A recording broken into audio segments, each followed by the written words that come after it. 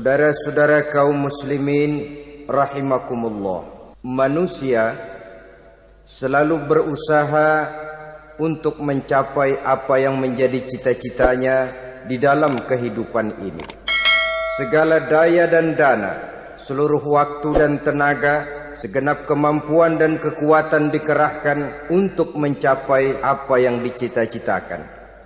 Ada orang yang di dalam berusaha mencapai cita-citanya tetap berpegang teguh kepada kaidah dan norma-norma yang harus dipatuhinya, baik itu norma-norma kehidupan bermasyarakat, berbangsa dan bernegara, lebih-lebih lagi itu menyangkut norma-norma kehidupan beragama.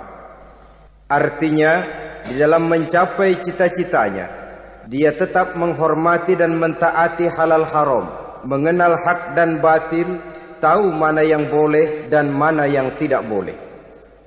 Tetapi di lain pihak, tidak jarang, bahkan banyak sekali orang-orang yang di dalam usaha mencapai cita-citanya terjebak dalam prinsip menghalalkan segala macam cara untuk mencapai satu tujuan. Tidak ada lagi kaidah dan norma-norma yang harus ditaatinya. Ia tidak peduli dengan halal dan haram. Ia tidak kenal hak dan batil. Ia tidak tahu mana yang boleh dan mana yang tidak boleh. Segala cara dilaksanakan asal tujuan tercapai. Maka lahirlah orang-orang yang mengambil jalan pintas dan potong kompas dalam usaha mencapai apa yang menjadi cita-cita dan tujuan dalam kehidupannya. Begitulah kita lihat dalam kehidupan ini. Yang di bawah ingin cepat naik ke atas, sementara yang di atas bertahan tidak mau turun dari tahta dan singgasananya. Maka terjadilah benturan-benturan nilai dan kepentingan. Terbentuklah klik, klan, grup, dan sindikat-sindikat yang menyerupai mafia, di mana nilai objektivitas sudah sangat sulit ditemukan. Yang celakanya lagi, lahirlah budaya jilat menjilat, upeti, dan lain sebagainya, asal tujuan bisa tercapai. Sementara itu yang miskin ingin cepat menjadi kaya, sedang yang kaya ingin menjadi lebih kaya lagi. Kalau boleh tidak hanya sekedar dia saja yang kaya, anaknya harus kaya. Cucunya tidak boleh miskin dan kere. Bahkan cucu daripada cucunya pun harus jadi orang-orang kaya. Ini keinginan yang wajar. Setiap orang tua tentu tidak ingin meninggalkan anak cucunya dalam keadaan miskin dan terlunta-lunta. Yang tidak wajar kalau keinginan itu membuat orang lalu menghalalkan segala macam cara, menyalahgunakan fasilitas yang dimilikinya, apalagi kalau dia berada dalam satu posisi di mana seharusnya dia memberikan contoh dan keteladanan. Maka akibatnya timbullah krisis wibawa, yang dari krisis wibawa ini mengendorlah disiplin. Sesungguhnya orang lalai, orang tidak mau berdisiplin karena di mukanya, di matanya, dalam pandangannya tidak ada lagi orang yang dianggapnya berwibawa. Dan wibawa itu hilang oleh karena orang merasa tidak ada keteladanan yang patut dijadikan contoh dalam kehidupannya.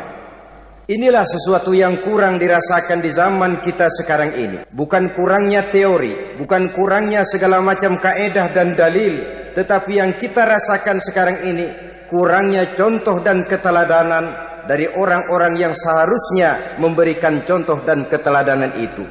Berangkat dari sejarah dan kehidupan Rasulullah sallallahu alaihi wasallam, keberhasilan yang beliau peroleh, salah satu dasar utamanya ialah satunya kata dan perbuatan. Tidak bermental ganda, tidak bermain minyak di atas air, tidak menggunting dalam lipatan. Lidahnya adalah hatinya, ucapannya adalah perbuatannya, dan apa yang beliau ajarkan kepada orang lain, beliaulah pelaksana pertamanya. Saudara-saudara kaum muslimin rahimakumullah. Sementara itu pada sisi lain, yang miskin ingin cepat menjadi kaya, maka ia terjebak dalam prinsip tujuan menghalalkan cara apapun saja dilaksanakan asal dia bisa segera menjadi kaya. Maka salah satu jalan yang banyak dilaksanakan orang untuk mencapai kekayaan tanpa harus peras keringat dan banting tulang seperti umumnya orang adalah melalui satu jenis permainan yang umumnya kita kenal dengan nama judi. Ada dua bentuk dan pola daripada judi. Walaupun seiring dengan kemajuan ilmu pengetahuan dan teknologi canggih, peradaban manusia semakin tinggi, maka jenis macam judi yang dimainkan oleh manusia ikut-ikut menjadi canggih. Tetapi pada umumnya ada dua jenis macam judi itu. Pertama, ada judi yang dilakukan secara langsung, dalam arti seorang petaruh berhadapan dengan bandar atau orang berhadapan dengan orang. Dari judi yang dilaksanakan secara langsung ini, efek negatif yang segera bisa kita lihat dengan nyata. Pertama, timbulnya rasa dendam dan permusuhan. Walaupun orang nampak duduk berhadap-hadapan, walaupun kelihatannya mereka tertawa satu sama lain, tapi yakinlah itu cuma sekedar kulit saja.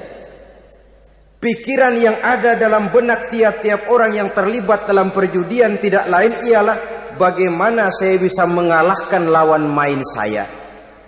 Akibatnya tentu bisa kita pastikan akan timbullah dendam dan permusuhan bagi yang kalah, akan timbullah rasa sombong dan menganggap remeh orang lain bagi yang menang.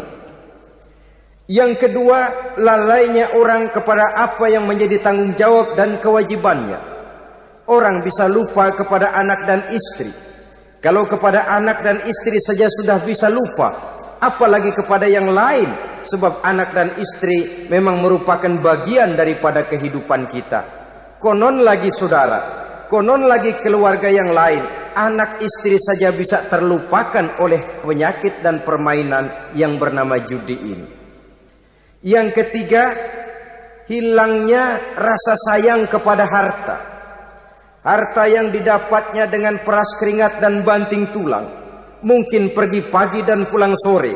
Setibanya dia di meja judi, apalagi uang tadi sudah bertukar dengan dalam bentuk koin, maka rasa sayang kepada harta itu tidak akan pernah ada lagi. Tetapi saudara-saudara, bagaimanapun juga, judi dalam artian langsung semacam ini hanya melibatkan orang-orang tertentu. Artinya selektif. Ada judi yang lebih berbahaya daripada jenis ini, perjudian massal. Taruhlah roulette dan kasino itu judi. Tetapi judi jenis roulette dan kasino ini bahayanya hanya untuk orang-orang tertentu yang memang sudah mapan, kelompok elit. Masa iya bocah angon di kampung main roulette? Apa ia yang tinggal di pinggir kali kenal kasino? Ya entahlah kalau kasino Prambos ya. Dari judi massal semacam ini lahirlah penyakit yang dinamakan tulul amal. Tulul amal, orang yang terlalu panjang angan-angan. Bukan tidak boleh orang bercita-cita, sebab cita-cita itu perlu. Katanya manusia tidak makan masih bisa hidup 1 bulan lebih. Manusia tidak minum masih bisa hidup 3 hari lebih. Tapi manusia tidak punya cita-cita 1 jam pun dia tidak akan bisa hidup. Karena faktor yang membuat kita bergairah menghadapi kehidupan, faktor yang mendorong kita untuk tetap berusaha dan tegar menghadapi resiko, karena adanya cita-cita di dalam kehidupan kita. Tetapi cita-cita tanpa direalisir dengan usaha, cita-cita yang tidak berangkat dari kemampuan yang ada, pada akhirnya hanya akan merupakan cita-cita yang mengawang, tidak akan terwujud dalam kenyataan, dan akan membentuk manusia menjadi orang yang tulul amal, panjang angan-angan, terlalu muluk keinginan, tidak berangkat dari kemampuan dan kesanggupan yang ada pada dirinya sendiri. Maka penyakit inilah yang telah menghasilkan dan melahirkan penghayal-penghayal kelas berat, tukang-tukang ngelamun kelas tinggi yang hidup di angkasa luar. Dan sejarah belum pernah mencatat ada orang menjadi kaya karena judi, itu belum pernah. Saudara lihat saja orang kaya yang namanya Adnan Khashoggi, orang kaya yang namanya Henry Ford, orang kaya yang namanya Aristotle Onassis, orang kaya yang namanya David Rockefeller, itu seluruhnya menjadi kaya bukan karena mereka terlibat dalam perjudian, tapi karena kerja keras, peras keringat, banting tulang. Dan itu dimulai sejak mereka masih remaja. Sehingga ada pepatah mengatakan, many a great man start as a newspaper boy, katanya. Banyak orang besar yang mulai pekerjaannya dengan menjual koran. Artinya berangkat dari A. Banyak pengusaha mobil yang memulai pekerjaannya dari tukang cuci mobil, tapi lalu bertahap dan tegar menghadapi kenyataan, sehingga proses demi proses dia hadapi dengan tegar, dengan tabah, dengan sabar, dengan ulet, sampai kepada membuahkan hasil. Kita ingin pintas, kayaknya mau, usahanya tidak mau, senangnya mau, peras keringatnya tidak mau. Ini tentunya akan melahirkan kontradiksi di dalam kehidupan. Maka dari jenis perjudian massal semacam ini lahirlah penyakit tulul amal, panjang angan-angan, terlalu muluk cita-cita. Bayangkan saja kalau ini terjadi secara massal, menimpa nasib rakyat kita di pedesaan yang jauh dari keramaian. Tiap hari mereka didina-bobokkan oleh gambaran tentang akan diperolehnya uang dalam jumlah yang banyak, dengan angka nol yang berentet. Tiap hari mereka melihat angka-angka itu. Mereka lambat laun akan terseret dalam arus tulul amal ini. Panjang angan-angan, muluk cita-cita, hanya dengan mengandalkan meja perjudian. Akibatnya timbul penyakit yang kedua, yang ketiga, yaitu malas berusaha. Orang kalau sudah terlalu asik berkhayal, menghitung bintang di langit, malas berusaha. Kalau ada temannya kerja jadi buruh kasar, bawa hasil yang merupakan jerih payah dan peras keringat dia, satu minggu bergaji 10-15 ribu, diketawain. Apaan gaji lu 10 ribu, 15 ribu? Entar gua nih kalau tembus 100 juta, entar. Yang 10 ribu dan 15 ribu keringat orang itu dihina, itu dicela. Tetapi dia selalu menghitung, entar nih gua. Entarnya wallahu a'lam. Saudara hadirin yang saya muliakan, timbullah sikap malas. Padahal di tengah negara sedang membangun di berbagai bidang kehidupan. Maka sifat malas ini merupakan musuh kita. Baik mengejar kemiskinan, baik mengejar kebodohan dan keterbelakangan kita di sektor-sektor lainnya. Alangkah akan terganggunya roda pembangunan di negara kita ini jikalau sebagian besar rakyat dihinggapi oleh penyakit malas, yang malas ini dilatar belakangi oleh penyakit tulul amal, terlalu muluk angan-angan, yang angan-angan ini dinina-bobokkan oleh keinginan untuk mendapatkan untung yang besar tanpa peras keringat dan banting tulang. Sasaran yang lebih jauh, dan ini yang paling kita khawatirkan, hancurnya kubu-kubu pertahanan moral daripada bangsa kita.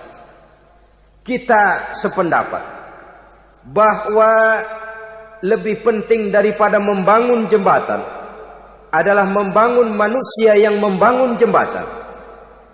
Bahwa lebih penting daripada mengaspal jalan raya adalah membangun mental manusia yang melaksanakan pengaspalan itu. Dengan kata lain, membangun dan mempersiapkan manusia pembangunan. Tanpa itu, maka saya merasa khawatir kalau nanti kita tidak akan sampai kepada target yang kita harapkan oleh karena kandas di tengah jalan.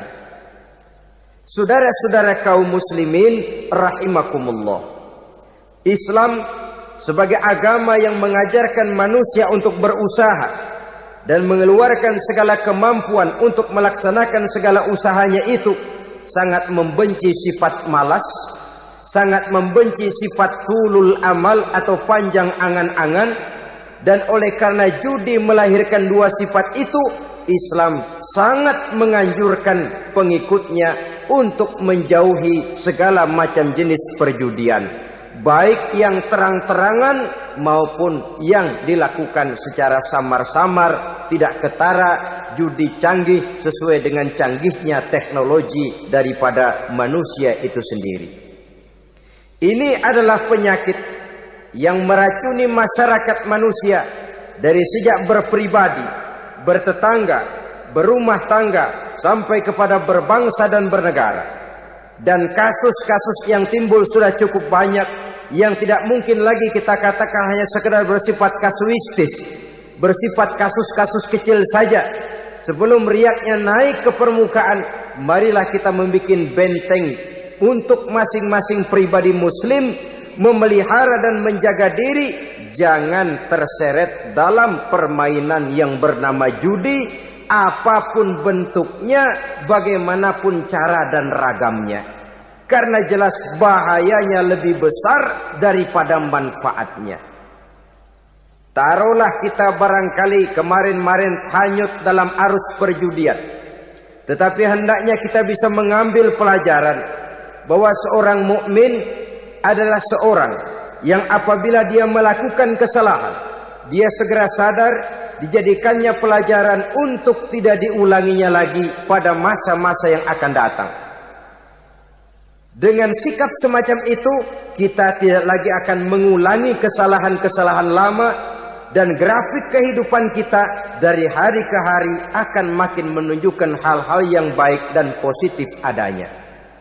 Saudara-saudara kaum muslimin rahimakumullah, kalau ABRI masuk desa, rakyat beruntung. Kalau jaksa masuk desa, rakyat bahagia. Kalau koran masuk desa, rakyat ikut jadi cerdas. Tapi kalau judi masuk desa, rakyat kiamat. Pembangunan akan terbengkalai, roda perekonomian akan lesu.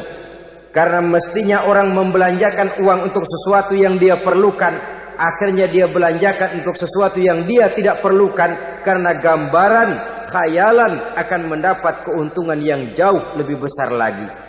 Padahal istilah orang-orang tua kita dulu, lebih baik makan singkong betulan daripada makan roti ngimpi. Artinya, uang yang 1.000-2.000 rupiah itu lebih baik dibelikan beras, dimasak, makan bersama anak dan istri, terasa nikmat dan halalnya, ketimbang beli kertas lalu ngelamun, menghayal, menghitung yang bukan-bukan.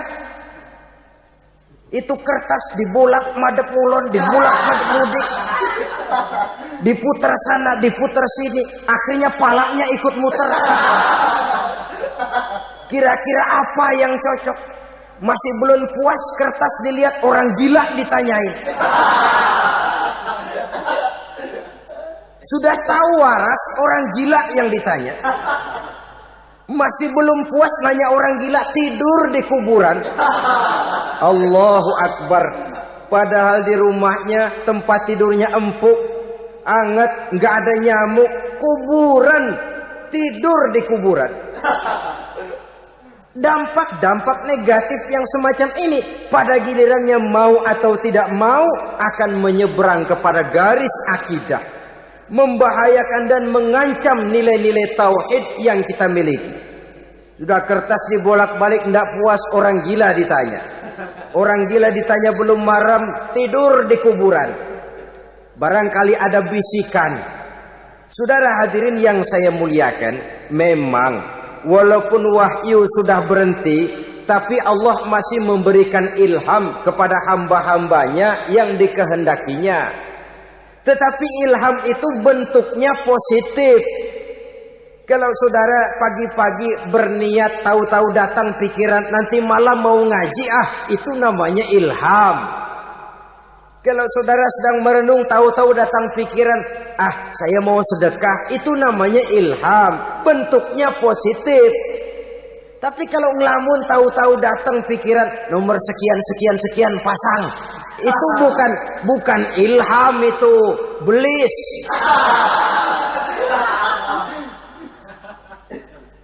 Saudara hadirin yang saya muliakan, tidak puas tidur di kuburan, cari yang lebih paten lagi, dukun ditanya. Nah, saya ingin menuduhkan persoalan. Apa tidak boleh orang ziarah kubur?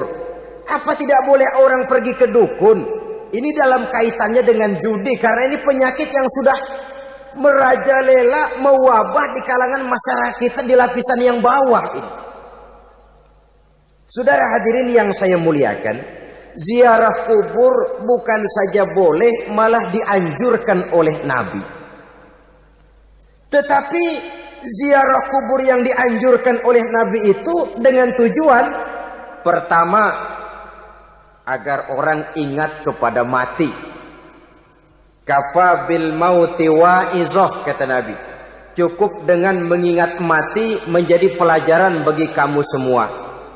Maka etikanya diajarkan, kalau saudara ziarah kubur, sampai di depan pintu kubur itu kan, Assalamualaikum ya ahlal kubur, wa inna insyaallahu bikum lahikun. Kami satu saat insya Allah pasti akan menyusul kamu. Kalau kamu sekarang berbaring di sini, satu saat kami akan berbaring di sini. Ziarah kubur mengingatkan orang kepada mati. Orang yang ingat kepada mati, gaya hidupnya lain dengan orang yang tidak ingat mati. Nah, orang kalau nggak ingat mati, gaya hidupnya nggak terkontrol. Kalau dia berkuasa, Fir'aun, itu nggak ingat mati. Kalau dia kaya, Korun.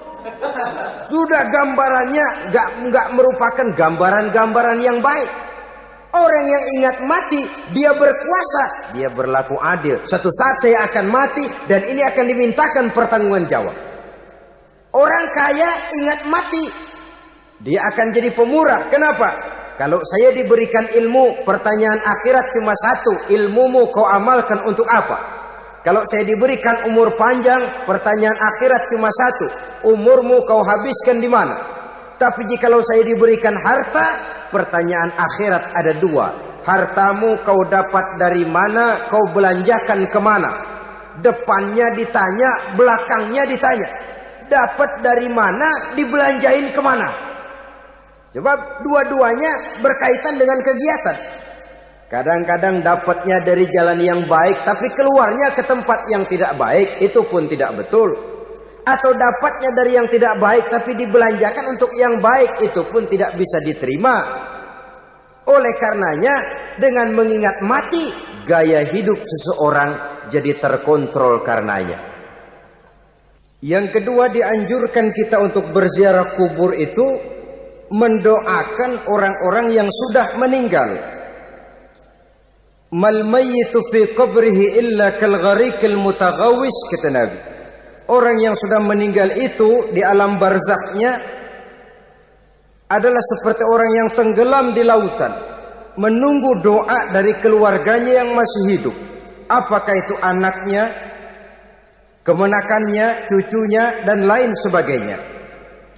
Adapun yang kalau kita ziarahi itu kuburnya orang-orang yang kita tahu merupakan orang soleh, orang yang berjiwa bersih, yang kita kenal ketakwaannya kepada Allah Subhanahu wa ta'ala, tidak ada salahnya kita bertabarruk, asal jangan dengan satu keyakinan bahwa dia secara mandiri bisa mendoakan kita. Dia hanya bisa melakukan itu hanya dengan izin Allah.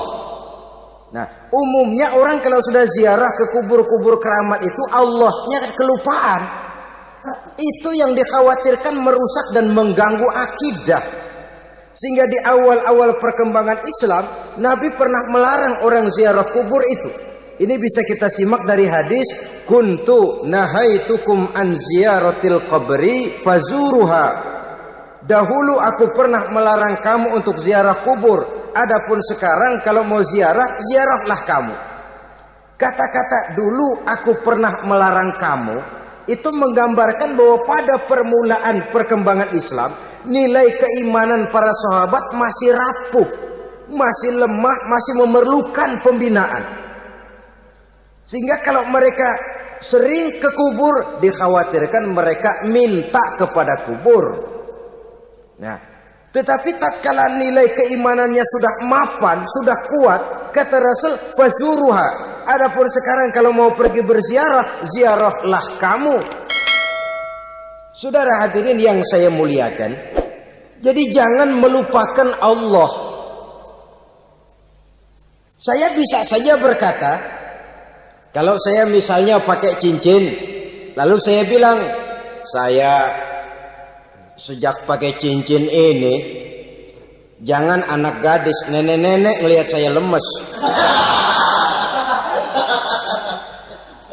Atau sejak pakai cincin ini, dagangan laris bener. Cincin itu yang menggelincirkan akidah.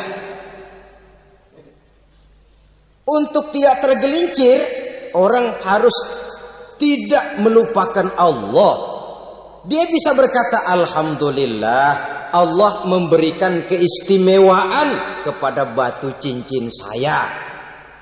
Batu cincinnya tidak apa-apa, Allah yang memberikan keistimewaan. Ini dalam bentuk yang langsung. Dalam bentuk yang tidak langsung kita bisa lihat, misalnya kalau petani ditanya, oh, ini bisa panen besar ini rahasianya apa, Pak? Oh, pupuk urea, pupuk urea. Nah, Allah nomor 16. Seorang petani yang baik keimanannya, dia akan berkata, kami bisa panen besar karena izin Allah. Lah, kalau pupuknya mah pakai pupuk urea, izin Allahnya dulu, baru kemudian pupuknya nyusul. Jadi sebenarnya bukan cuma pergi ke dukun yang bisa merusak keimanan, pergi ke dokter juga bisa loh merusak keimanan. Kalau berkeyakinan bahwa dokter itulah yang memberikan sembuh, kenapa akidah saudara tidak tergelincir karenanya? Dokter hanya memberikan obat dan resep, sembuh itu datangnya dari Allah. Ini yang diungkapkan lewat lisan Nabi Ibrahim alaihi salam, wa idza maridtu fahuwa yashfini. Apabila aku sakit, dialah Allah yang memberikan sembuh. Memberikan sembuh. Jangan juga menyalahartikan ayat ini. Ada ayat begini sakit terus nekat. Udah nggak usah berobat dah, memang penyakit dari Tuhan. Ntar waktunya baik ya baik ya. Udah ampek terus dah. Orang yang berobat saja belum tentu sembuh, apalagi yang tidak berobat. Sama juga orang nggak sembahyang kita ajakin ngotot, lo juga yang sembahyang belum tentu masuk surga katanya. Lah yang sembahyang belum tentu masuk surga, bagaimana cengoran lo yang nggak sembahyang?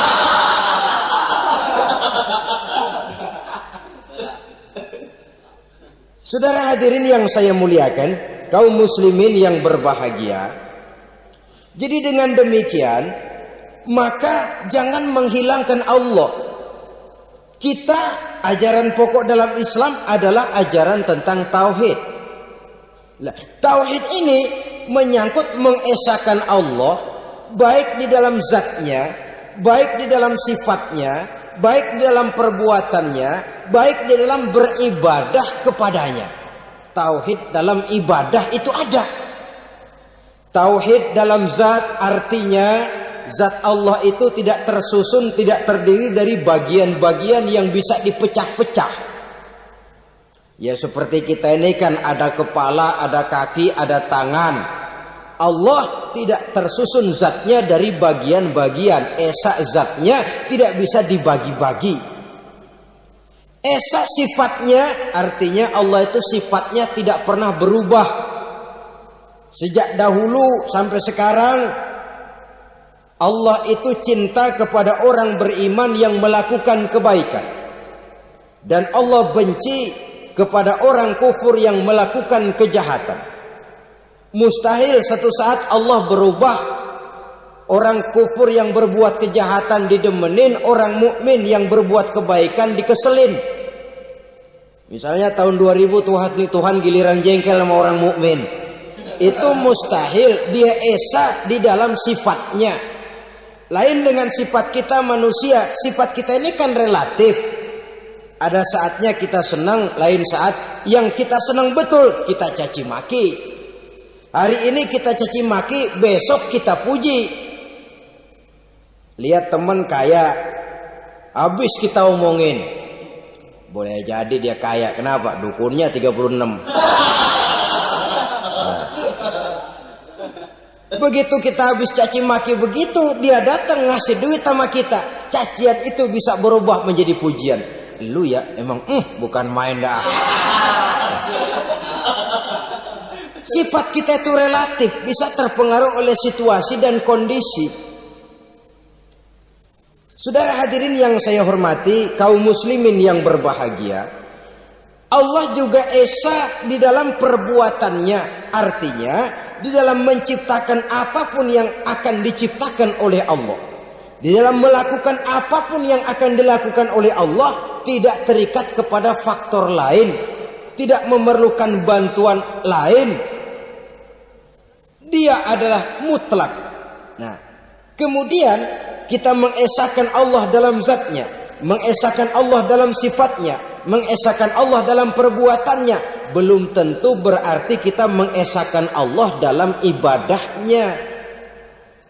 Sebab banyak orang yang yakin betul Allah itu esa, teguh dengan pendiriannya. Tuhan lu siapa? Allah. Allah bagaimana? Esa. Bagaimana kalau dua? Kagak. Tiga? Enggak. Mantap. Soal tahlil paten. Tapi dalam ibadah kadang-kadang dia tidak mentauhidkan Allah. Ini makna wa ma umiru illa liya'budullaha mukhlisin.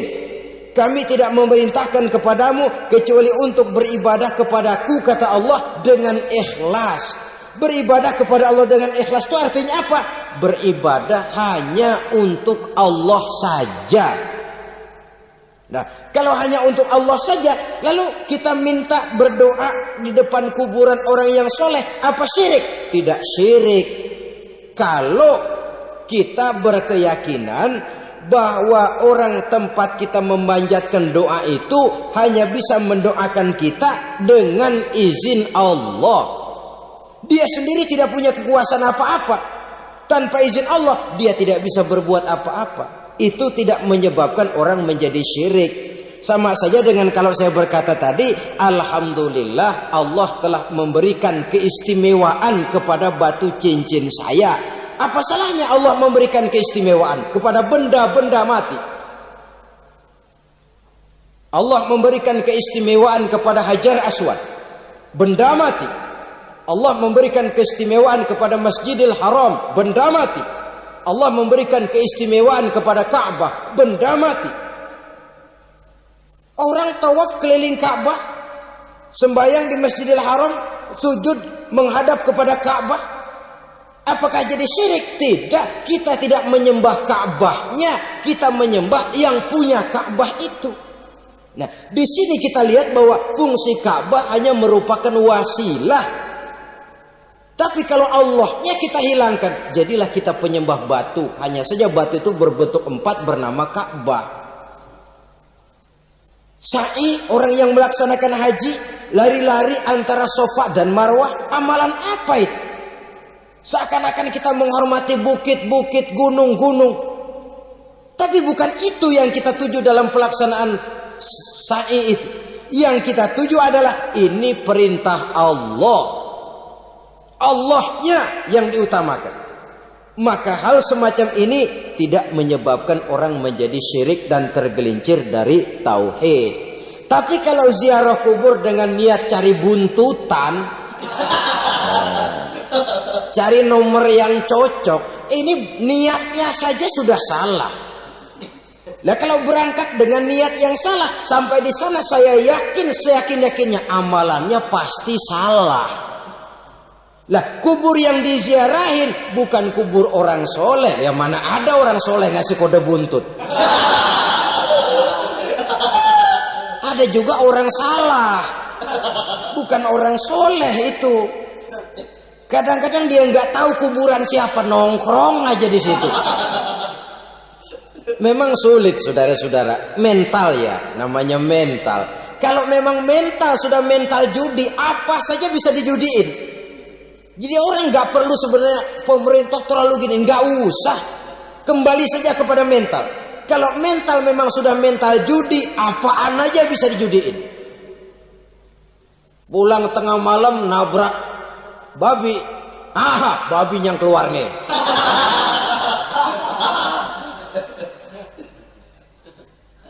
Mobil lewat nomornya bisa dijudiin. Bajai lewat bajai bisa dijudiin. Mental. Kalau memang mental sudah mental judi, apapun saja bisa dijudikan. Saudara hadirin yang saya muliakan, lalu bagaimana dengan dukun? Ya, saudara hadirin, pergi ke dukun hakikatnya sama dengan pergi ke dokter.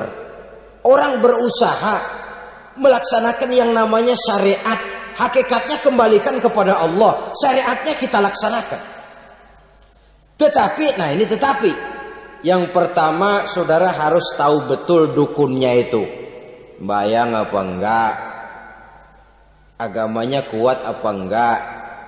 Sebab ya tentu tidak ada dukun yang jelek, karena pada umumnya penyakit dukun itu kan nyohor, iklan lewat koleha-kolehanya. Kita bisul kecil datang, kita dukun, ini si kecil kemarin bisul kayak kelapa 5 menit baik. 5 menit padahal kemarin kagak ada yang datang. Diolah sedemikian rupa supaya orang mantap. Jadi jangan asal sembarangan. Kadang-kadang lihat potongan dukunnya aja kita ngeri. Mukanya sudah kremot, nggak pernah tersentuh air wudhu. Jangankan air wudhu, mandi aja jarang. Yang kayak begini yang dipegang mati-matian, yang dipercayai habis-habisan, akan kita kemanakan tauhid kita ini? Apalagi kalau perginya sudah dengan niat mencari nomor yang jitu. Itu saya katakan lagi tadi, berangkat saja sudah dengan niat yang salah. Orang berusaha silahkan. Sama juga kita ke dokter.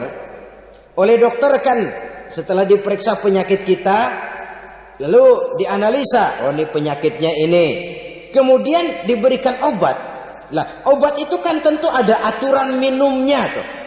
Yang kapsul ini sehari 3 kali, yang tablet ini sehari 2 kali. Kalau kita minumnya kelebihan, overdosis namanya. Saking pengen cepet baik, sekali minum 10 tablet. Ya memang nggak sakit-sakit lagi, tapi nggak hidup sudah. Habis. Kita pun dalam melaksanakan amalan hidup beragama begitu. Saudara datang kepada kiai, orang-orang soleh, meminta amalan, wiridan, itu jangan sampai overdosis. Tidak sesuai dengan kemampuan pribadi. Wong masih SD sudah minta matematika kelas SMP, celeng. Baru SMP sudah minta diajarkan filsafat kelas perguruan tinggi, semaput. Kenapa? Daya tampungnya nggak kuat. Emang ukuran secangkir, minta di sini seember, ya luber.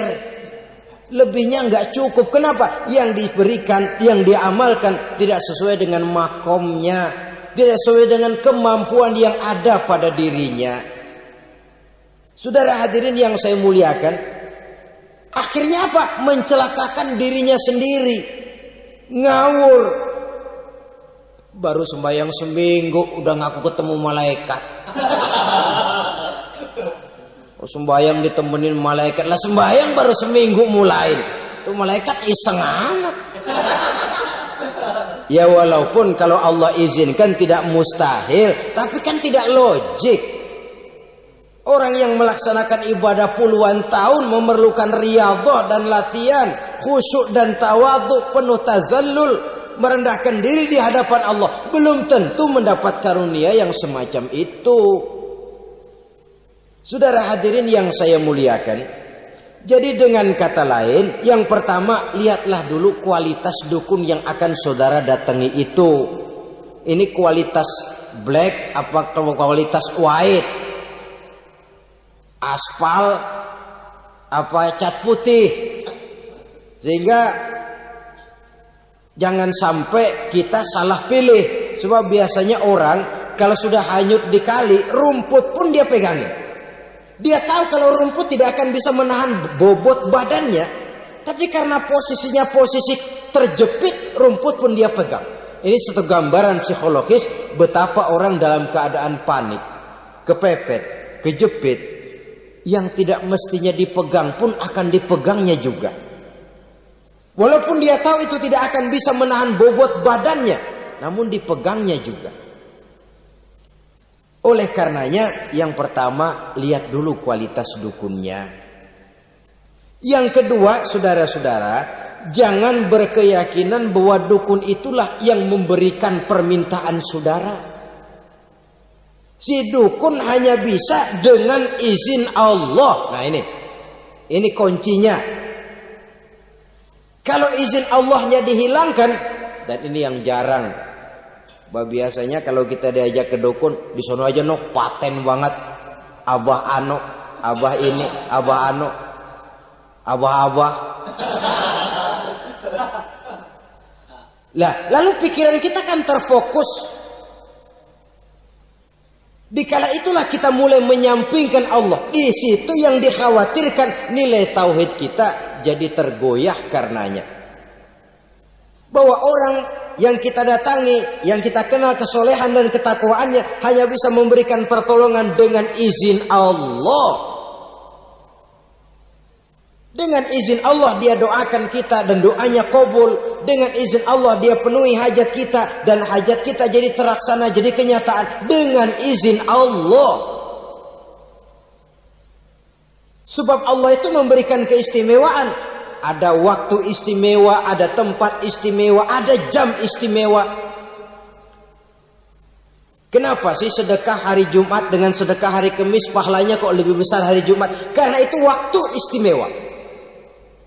Kenapa untuk sembahyang sunnah dianjurkan sepertiga malam yang terakhir? Karena itu waktu istimewa. Kenapa doa di multazam, di dekat Hajar Aswad, di Hijr Ismail, di Raudhah dikabulkan Allah? Karena itu tempat istimewa. Memang kadang-kadang ada orang berkata, kalau mau berdoa kenapa mesti di kuburan wali? Di rumah juga berdoa, Tuhan dengar. Betul, Tuhan dengar, bahkan tidak berdoa pun Allah tahu isi hati kita. Tapi soal dikabulkan atau tidak, itu hak Allah. Dan Allah memberikan fasilitas kepada tempat-tempat tertentu dan istimewa. Dan itu diajarkan oleh Nabi. Di Raudhah perbanyak doa. Kenapa? Itu tempat yang mustajabah. Artinya Allah memberikan keistimewaan kepada tempat-tempat tertentu. Dalam konteksnya dengan ini, makom para aulia, para wali, para ulama soleh, tidak ada salahnya kita berdoa di sana, bertawassul, bukan meminta kepada si kiai, bukan meminta kepada si ulama, bukan meminta kepada si wali, meminta kepada Allah melalui tempat yang orangnya kita yakin dekat dengan Allah. Walaupun Allah tidak memerlukan perantara, itu jelas. Allah tidak memerlukan calo, memang. Tapi Allah menyediakan waktu dan tempat-tempat istimewa. Itu harus kita manfaatkan untuk mendekatkan diri dan berdoa kepadanya. Saudara-saudara kaum muslimin rahimakumullah. Saya kembali dalam konteksnya dengan dukun yang akhir-akhir ini jadi populer karena merajalelanya judi sampai kepada desa-desa. Pedesaan-pedesaan terpencil yang akibatnya menjauhkan orang dari nilai tauhid. Padahal benar kalau orang berkata kadzabal munajjimun walau sodaku. Tukang-tukang ramal itu bohong walaupun benar. Kalaupun betul kebetulan. Itu maksudnya bohong walaupun betul. Betulnya betul kebetulan. Maka para remaja itu biasanya gemar kepada membaca bintang Anda minggu ini. Kan begitu toh? Nah, apa Aries, apa Virgo, apa Leo dan sebagainya, dan itu memang menarik untuk dibaca. Rezeki sebelah kulon, asmara anget. Saudara hadirin, hal yang semacam ini boleh saja untuk dibaca, tapi tidak untuk diyakini kebenarannya. Boleh saja untuk dibaca, tapi tidak untuk diyakini kebenarannya. Karena meyakini kebenarannya sama saja dengan mendahului Allah. Dan itu bisa menggelincirkan nilai-nilai tauhid kita. Tauhid dalam ibadah saya katakan tadi, menyembah hanya kepada Allah, bermohon hanya kepada Allah dengan menggunakan fasilitas-fasilitas yang disediakan oleh Allah, baik berupa waktu maupun tempat-tempat tertentu. Dan orang-orang ya, kalau waktu dan tempat saja ada yang diberikan keistimewaan oleh Allah, padahal tempat itu benda mati, apalagi manusia yang merupakan makhluk hidup. Saudara hadirin yang saya muliakan, saudara-saudara kaum muslimin yang berbahagia, sehingga dengan demikian kita tetap menjaga nilai-nilai akidah. Dan dengan ini syariat kita laksanakan tanpa membuang hakikat. Sebab hakikat tanpa syariat itu kosong. Syariat tanpa hakikat juga tidak ada tujuan.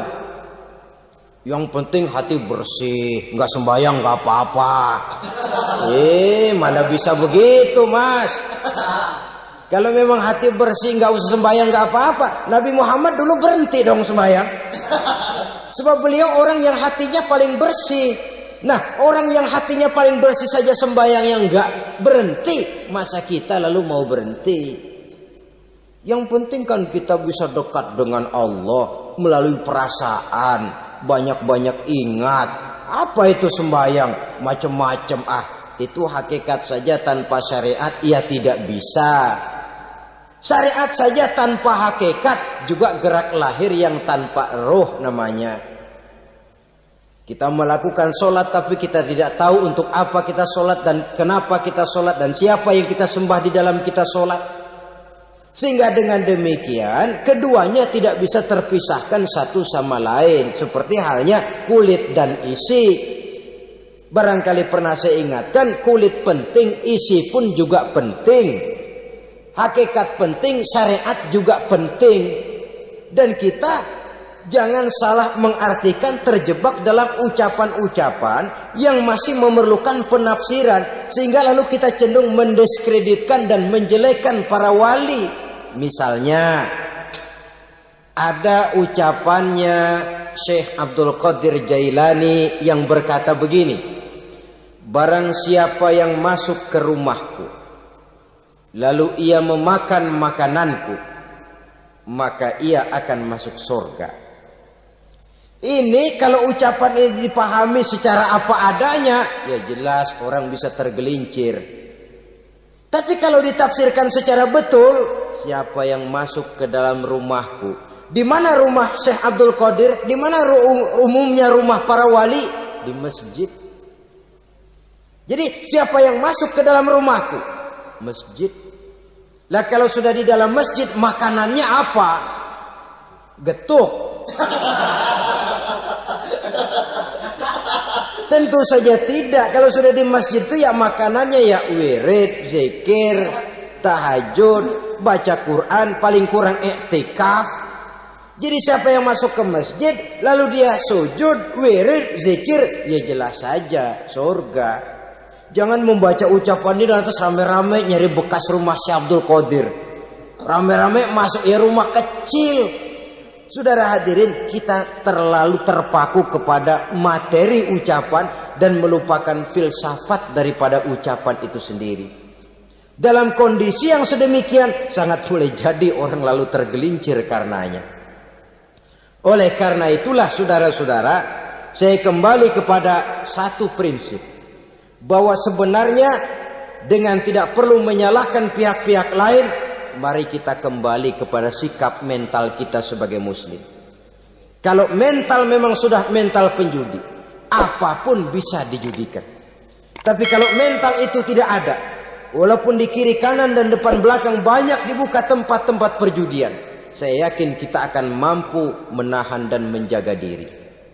Sikap mental inilah yang memerlukan pembinaan dari kita semua. Sehingga dengan demikian kita akan menjadi pribadi-pribadi yang bisa bertahan dari segala gempuran-gempuran yang datang dari luar karena adanya prinsip ketahanan mental itu tadi. Sekali lagi saya ingatkan bahwa judi selamanya tidak akan pernah mendatangkan kebahagiaan. Judi tidak akan membuat orang menjadi kaya. Judi tidak akan membuat orang makin akrab berteman dan bersaudara. Yang jelas, judi melahirkan permusuhan dan dendam, membangkitkan rasa malas, memulukan angan-angan tanpa mau peras keringat dan banting tulang, melalaikan orang dari tanggung jawab dan kewajibannya, membuat ia lupa kepada anak, istri dan seluruh keluarganya, dan pada akhirnya dia akan terjebak dalam satu permainan yang makin menjauhkan dia dari proses kesadarannya sebagai manusia. Sebagai uraian penutup, marilah kita renungi firman Allah dalam Al-Baqarah ayat 208. A'udzubillahi minasyaitonir rajim. Ya ayyuhalladzina amanu dukhulu fis silmi kafah wa la tattabi'u khutuwatis syaitan innahu lakum aduwwum mubin. Hai orang-orang yang beriman, masuklah kamu ke dalam keselamatan. Masuklah kamu ke dalam Islam secara keseluruhan. Jangan kamu mengikuti jejak-jejak setan, karena setan adalah musuhmu yang nyata dan jelas.